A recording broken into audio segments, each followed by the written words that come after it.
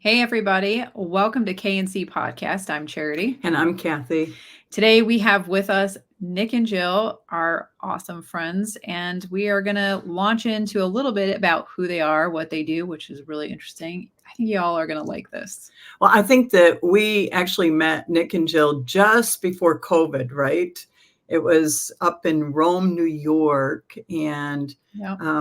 Pastor Majid, who's now gone home to be with the Lord, but he has had invited me up to minister. And Nick and Jill, you came to that service.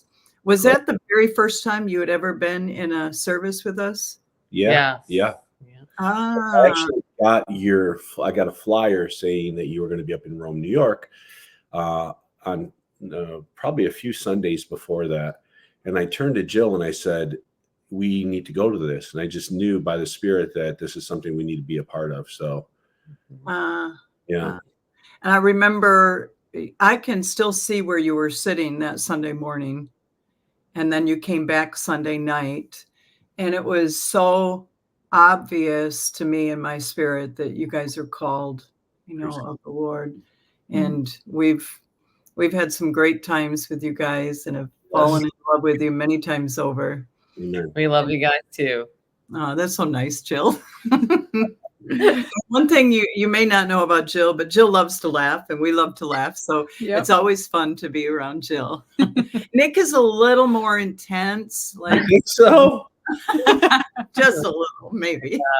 Just a little. But he is a lover and he loves God and Jill loves God. Amen. But I wanted to talk a little bit that first time that you were in the service with us, what was that like for you? I know that God spoke to you and I know he ministered to you, but what was it like? I don't get a chance to ask many people this question. So I thought I'm going to put you guys right on the spot and ask you, what was it like that Sunday? Sure. So, it was great. And to be a part of a prophetic conference is wonderful. I was going through some things, some challenges physically. I was going through I had an injury in my neck that had stuck with me for quite some time, a few months. And it was really weighing on me because it would not resolve 100%. So I was just seeking God on that. And I just wanted to hear from God. And when I was a part of the service, the Lord spoke to me through you, and you described the situation, and you gave me words of hope. And actually, in the months to come, I recorded what you said to me, and I would wake up in the middle of the night, maybe in a panic or anxious, not being able to get back to bed, and I would play the recording of what you and Charity had prophesied over Jill and I, and it really brought me through a really tough time. Yeah, it was really wonderful. Yeah, and I think the biggest thing that stands out for me when I first met you guys is that you guys were available and that you're very personable. So like when you're sitting under a minister and you're receiving from them and you're hearing from God from them, like it's amazing to be able to meet them and talk to them, and I just feel like you guys after service, like you were available to talk to, you were not in a rush to get out, which I understand people get tired, so I understand that, but you guys were willing to engage and be very personable and have conversation. And so that's what stands out to me the first time we met. And that's not normal in today's setting. Yeah. And that's very true. I would say that is true. But I was just thinking, we're going to discuss, what you guys do for a living. But as we get into that, I know we've had a roller coaster. If you look at the political landscape in our nation, and when you consider the attempted assassination of President Trump, and I don't know if I ever got real big where I wasn't maybe as accessible, Jill, is what you were saying. I thought I would want a team of guys around me like Nick right here that would protect me. Yeah. And I think about, as that happened to President Trump, wow. And I'm a woman, and I believe that a woman can be anything God calls her to be. But I'll tell you, in that kind of a situation, I want some big men around me. I think, yeah, like, I will take Nick, and I was listening to people like Dan Bongino, and I'd take Joe Rogan, and I would just take them and put them right around me, right? Yeah. Yeah. But I always feel safe with you guys anyways. But so tell us a little bit about what you do for a living. Well, we own a business called Mission Fitness, and we are life coaches and personal trainers. So if somebody wanted to look you up, they would go to missionfitness.com? Missionfitnessny.com.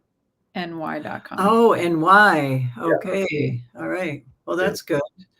That's good to know. So I just want to kind of chime in a little bit. I remember that first Sunday up in Rome meeting you guys, and I felt like when I met you, like, okay, these guys could help me.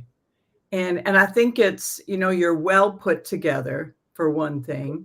And I remember thinking, I think they could help me. And I'll say that since I've met you in 2020 to now we're in 2024, it has been a journey of learning from you.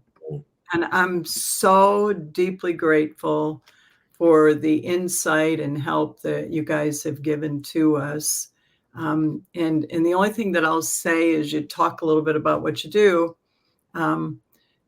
Be very patient with people because they're probably like me. It take, like 4 years to finally get to the place where I'm understanding things that you may have said 10 times to me, but it's all of a sudden clicking. Right. Yeah.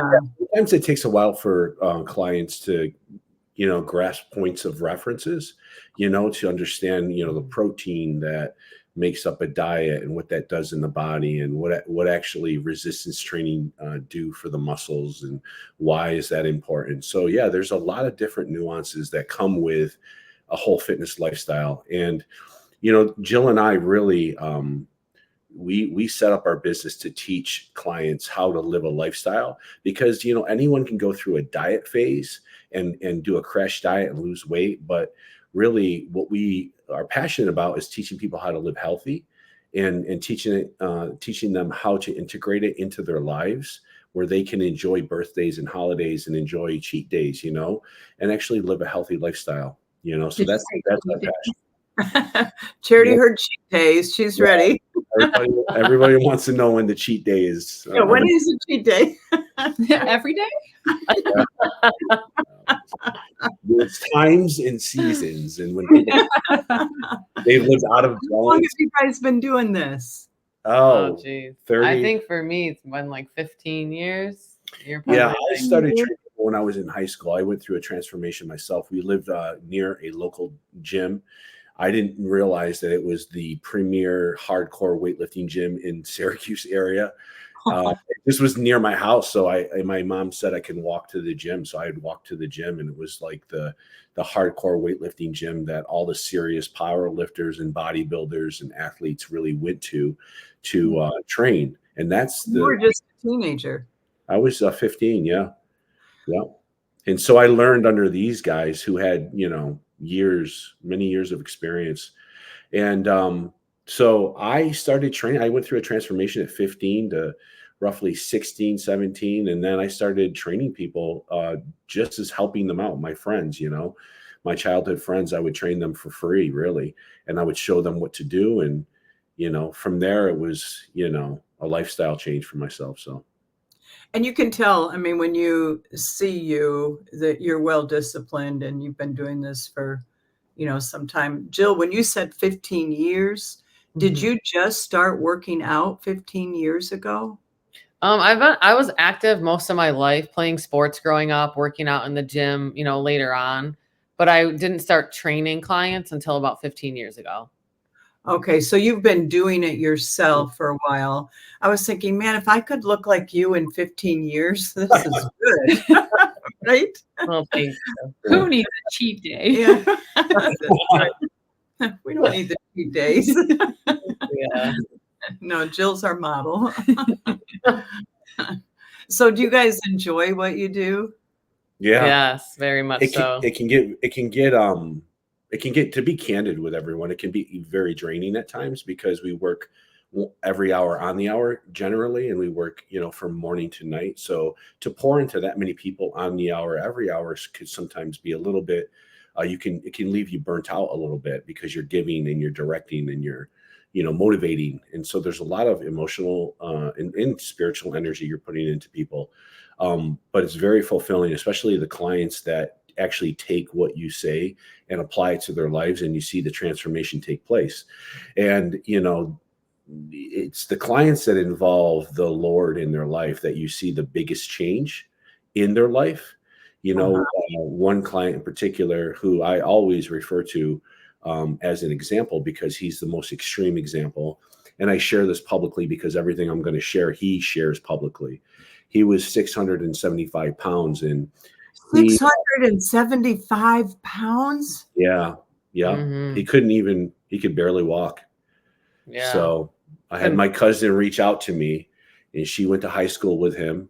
And at the time, I can remember feeling extremely exhausted at the end of the day. I was working out of a, Hercules gym. And it was a hardcore weightlifting gym. So there's really no air conditioning in the gym. I'd work all day. She reached out to me, I believe it was in July.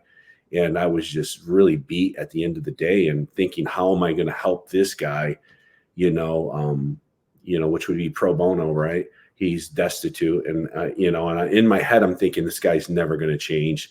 This is too big of an these are all thoughts that I have, but obviously, I say, okay, God, you presented this with me, and this is what I'm going to do. I spoke with Jill at the time. I said, this is what we have.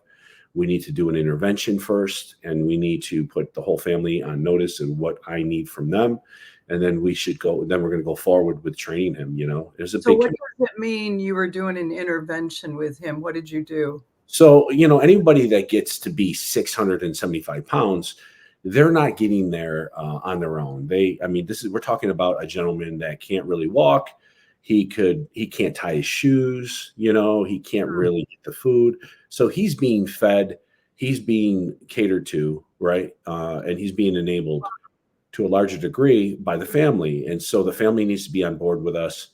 And we need to figure out what the issue is. This needs to be a whole effort by the family to save this kid's life because, at the time he was 28, he had just had a doctor's appointment with his doctor a week prior, and the doctor told him he wasn't going to make it to 30. He posted on Facebook about wanting to die, and my cousin saw it. My cousin Gina, she contacted me and say, you got to help this guy. So wow. Yeah. Wow. Now I think I know the story that you're talking about, but it didn't click with me. 675 pounds. Yeah, he was almost 700 pounds. And then when we met with the family, we found out he has a hydrocodone addiction. So he has a pill addiction and he has an alcohol addiction. So again, I share this publicly because this is a part of his testimony. He did not come from a Christian background. So he has these addictions. So we go to this, intervention after work. We work all day. We go over there. The family's there. I look at him for the first time. Now, you can say 675 pounds. You can even see pictures because we have pictures online in his testimony. But to actually witness it and to be in his presence, pictures don't do it justice. He was absolutely huge.